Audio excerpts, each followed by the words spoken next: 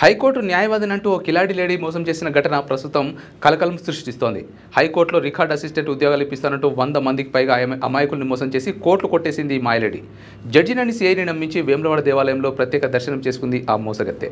మొత్తానికి ఈ మాయలేడిని కరీంనగర్లో మదననగర్ పోలీసులు అరెస్ట్ చేశారు. అంబర్పేటకు చెందిన బితుకు ప్రసన్నారెడ్డి బడాయి మాటలు చెప్పుకొని మోసాలు చేయడంలో ఆరితేరింది. అయితే వెంగళరావు నగర్లో ఉండే ఎస్ జీవన్ 3 నెలల క్రితం ఉద్యోగాన్వేషణలో ఉన్నప్పుడు బి ప్రసన్నారెడ్డి పరిచయమైంది. తాను హైకోర్టు అడ్వకేట్ అంటూ గొప్పలు చెప్పుకునేది. పరిచయమైన 2-3 నెలల తర్వాత వారిని మాయ మాటలతో గాలం వేసి మోసం చేస్తుంది. ఎన్నాళ్ళిలా కష్టాలు పడతారు?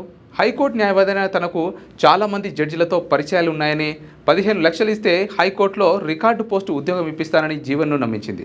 ఆమె మాటలు నమ్మి 6.5 లక్షలు ఇచ్చాడు జీవన్. ఉద్యోగం కోసం అడిగితే ఫైల్ ప్రాసెస్లో ఉందని నమ్మించేది. అనుమానం రాకుండా ఉండేందుకు హైకోర్టు హాల్లో తాను నల్లకోటు ధరించున్న వీడియోలు, ఫోటోల్ని తీసి పంపేది. మిగతా 8.5 లక్షలు కూడా వసూలు చేసేందుకు శైలజారెడ్డి అనే మహిళని హైకోర్టు న్యాయమూర్తిగా పరిచయం చేసింది. ఆమె అసిస్టెంట్ ఫిరోజ్ ఖాన్ అని చెప్పి వారిద్దరిని పరిచయం చేసింది.